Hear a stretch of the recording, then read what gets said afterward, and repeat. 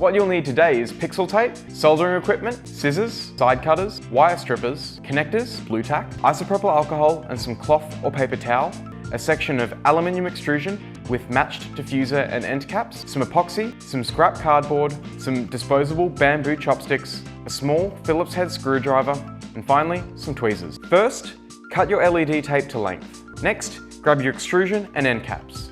If you need to strip and tin the wires on your connectors, do so now.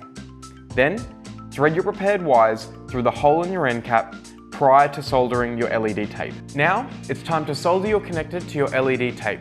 Next, place your LED tape and the end caps onto your extrusion and test to see if they fit. With your connector attached and your dry fit complete, you can now prepare and clean your aluminium extrusion with isopropyl alcohol. With your extrusion clean, you can now stick your LED tape down. Now we can put everything together and close up the bar.